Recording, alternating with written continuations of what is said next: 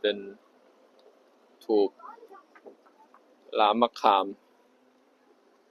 สถูปลามะขามสถานที่เก็บสรีระของเก็บพระบรมสารีริกธาตุของพุทธเจ้าถือว่าเป็นที่สำคัญที่เป็นสถูปที่ยังไม่เคยขุดค้นเพราะว่าพญานาคไม่ยอมให้ทำให้ยังเป็นสถูปที่มีความสำคัญแล้วก็ยังมี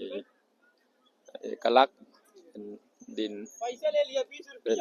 ส่วนที่เราว่ามีการ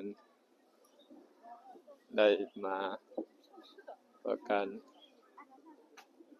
ชาวพุทธมาที่ว่าเป็นส่วนสำคัญ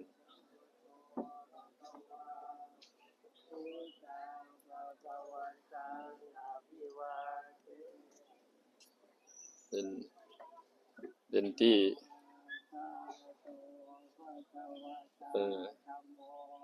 พระบรมสารีริกธาตุ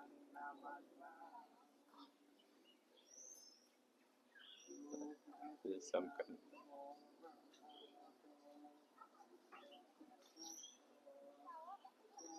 มันก็เป็นที่สถูปสำคัญที่ชาวพุทธก็พากันมาบูชาสักการะในฐานที่ที่มีพระบรมสารีริกธาตุ